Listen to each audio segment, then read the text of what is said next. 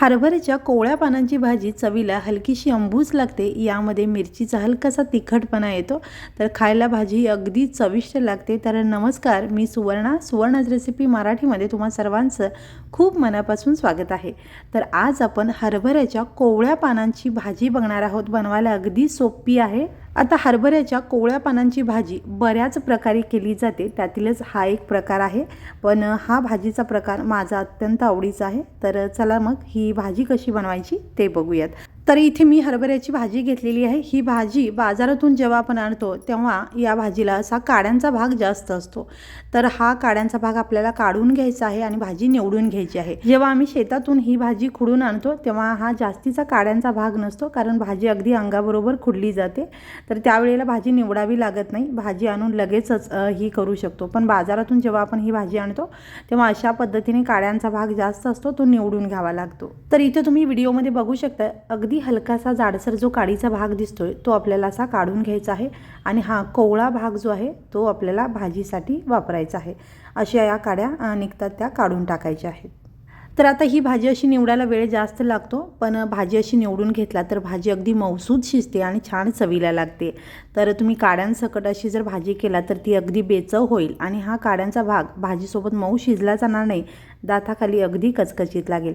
भाजी सगळी निवडून घेतल्यानंतर मी ही स्वच्छ धुवून घेतली आणि चाळणीवरती पाणी निथळायला ठेवलं होतं. पाणी सगळं व्यवस्थित निथळू द्यायचं आणि त्यानंतर आपल्याला ही भाजी बारीक अशी कट करून घ्यायची आहे. तर आता ही भाजी स्वच्छ धुतल्यानंतर पाणी पूर्ण निथळून गेल्यानंतर मगच चिरायची आहे. चिरून घेतल्यानंतर भाजी अजिबात धुवायची नाही आहे.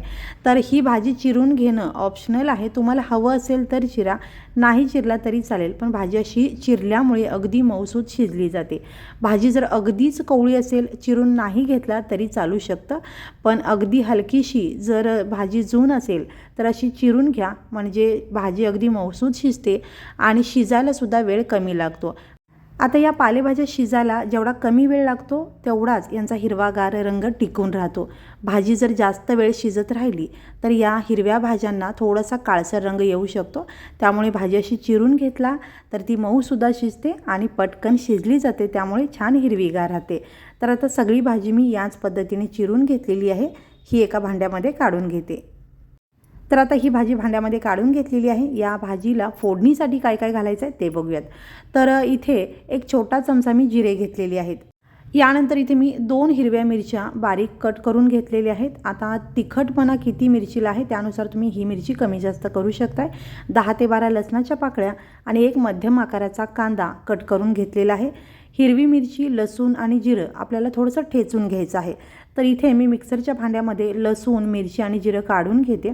तर हे अगदी बारीक करायचं नाही आहे किंवा अगदी याची बारीक पेस्ट करायची नाही आहे. हे जाडसर आपल्याला कुटून घ्यायचं आहे किंवा मिक्सरलाच मी ओबडधोबड असं हे फिरवून घेते. तुम्ही हवं तर खलबत्त्यामध्ये कुटून घेतला तरी चालेल. अगदी जाडसर असं हे फिरवून घेतलेलं आहे, पाणी न टाकताच हे फिरवलेलं आहे. आणि इथे कांदा आपल्याला फोडणीसाठी लागणार आहे आणि यासोबतच इथे मी 2 चमचे तूर डाळ पाण्यामध्ये 10 मिनिटापूर्वी भिजत ठेवली होती. तर इथे तुम्ही तूर डाळीच्या ऐवजी मूग डाळ, मसूर डाळ वापरू शकता किंवा डाळ भिजवायला विसरला असाल तरीही तूर डाळ, मूग डाळ वापरला तर ती डाळ पटकन शिजते. तर आता भाजी करण्यासाठी कढईमध्ये मी 2 चमचे तेल घातलेलं आहे. आता तेलामध्ये तुम्ही जिऱ्याची फोडणी करू शकता, पण जिरे इथे मी वाटणामध्ये वापरलेलं आहे. तर इथे सगळ्यात आधी मी कांदा घालते. तुम्ही वाटणामध्ये जिरे घातला नसाल तर फोडणीमध्ये अर्धा चमचा जिरे टाकला तरी चालू शकतं. कांदा थोडासा परतून घ्यायचा आहे. कांदा खूप लालसर करायचा नाही आहे, हलकासा मऊसर कांदा आपल्याला करायचा आहे. आणि हा कांदासुद्धा तुम्ही बघू शकता अगदी बारीक असा चिरलेला नाही आहे, थोडासा मोठा चिरलेला आहे, कारण भाजी खाताना हा कांदासुद्धा दाताखाली आला की खूप छान लागतो. कांदा थोडासा मऊ झालेला आहे आणि आता आपण जे वाटण बनवलेलं आहे, हिरवी मिरची, लसूण आणि जिरं, ते वाटण यामध्ये घालायचं आहे. आता ही भाजी जर लहान मुलं खाणार असतील तर ही मिरची अशा वाटणामध्ये न घालता बारीक चिरून टाका किंवा मिरचीचे तुकडे करून टाका, म्हणजे ती बाजूला काढता येईल, मुलांनासुद्धा ही भाजी खाता येईल. किंवा मिरची खूप तिखट नसेल तर अशी वाटून टाकलं तरी चालू शकतं. आता घातलेलं वाटण हलकंसं परतून घेतलं. यामध्ये अर्धा चमचा हळद घातलेली आहे आणि पाव चमचा हिंग घालायचं आहे. घातलेले मसालेसुद्धा हलकेसे परतून घ्यायचे आणि हे सगळं मध्यम गॅसवरतीच आपल्याला परतून घ्यायचं आहे. तर आता हे सगळं छान परतून झालेलं आहे. याच्यामध्ये आपल्याला भाजी घालायची आहे. आता ही भाजी तुम्ही अशी न चिरता वापरणार असाल तर भाजी धुवून लगेचच फोडणीमध्ये घातला तरी चालू शकतं। भाजी घातल्यानंतर व्यवस्थित अशी मिक्स करून घ्यायची। आता या भाजीला बाकीच्या पालेभाज्यांसारखं पाणी सुटत नाही, त्यामुळं ही भाजी थोडीशी कोरडीच राहते। भाजी थोडीशी मिक्स करून घ्यायची आणि यानंतर जी डाळ भिजत ठेवली होती त्या डाळीतलं पाणी काढलं आणि ही डाळसुद्धा याच्यामध्ये घातलेली आहे। पुन्हा एकदा ही भाजी व्यवस्थित अशी मिक्स करून घ्यायची आणि आता या भाजीमध्ये आपल्याला पाणी घालायचं आहे, कारण या भाजीला मगाशी मी सांगितल्याप्रमाणे पाणी अजिबात सुटत नाही। या भाजीमध्ये पाणी टाकूनच आपल्याला ही भाजी शिजवून घ्यायची आहे। तर इथे मी अर्धी वाटी पाणी या भाजीमध्ये घातलेलं आहे। भाजी व्यवस्थित मिक्स करून घेते। आता ही भाजी जर तुम्ही पाण्यामधून काढून लगेचच फोडणीमध्ये घातलात तर त्या भाजीमध्ये थोडासा पाण्याचा अंश असू शकतो, त्यावेळेला पाण्याचं प्रमाण थोडंसं कमी घालू शकता। आता भाजी व्यवस्थित मिक्स केल्यानंतरच यामध्ये आपल्याला मीठ घालायचं आहे, म्हणजे मिठाचा अंदाज येतो। इथे मी खडे मीठ अर्धा चमचा वापरलेलं आहे, तुम्ही बारीक मीठ वापरू शकता आणि मीठ तुम्ही तुमच्या आवडीप्रमाणे कमी जास्त सुद्धा करू शकता। मीठ घातल्यानंतर भाजी पुन्हा एकदा व्यवस्थित अशी मिक्स करून घेतली आणि आता ही भाजी आपल्याला चांगली शिजवून घ्यायची आहे। यासाठी मी भाजीवरती झाकण लावलेलं आहे। गॅस मध्यम करायचा आहे आणि मध्यम गॅसवरती साधारण भाजी शिजायला 6 ते 7 मिनिटे लागतात, पण मध्ये 1-2 वेळेला झाकण काढून भाजी आपल्याला चेक करायची आहे। तर इथे मी साधारण 4 मिनिटानंतर भाजीचं झाकण काढलेलं आहे। भाजी अगदी तळापासून व्यवस्थित ढवळून घेतलेली आहे। या भाजीमध्ये अजूनही पाणी आहे, जर पाण्याचं प्रमाण कमी झालं असेल तर थोडंसं पाणी घाला, नाहीतर भाजी कोरडी होते। भाजी चेक करून बघितली, भाजी अजून थोडीशी शिजली पाहिजे, यासाठी पुन्हा एकदा झाकण लावून मध्यम गॅसवरती आणखीन 2 ते 3 मिनिटे ही भाजी मी शिजवून घेतली। त्यानंतर पुन्हा एकदा झाकण काढून आता ही भाजी आपण चेक करूयात। झाकण काढल्यानंतर भाजी पुन्हा एकदा व्यवस्थित ढवळून घेतली, पाणी याच्यातील पूर्ण कमी झालेलं आहे। भाजी आता चेक करते तर इथे अगदी मऊसूद अशी भाजी शिजलेली आहे।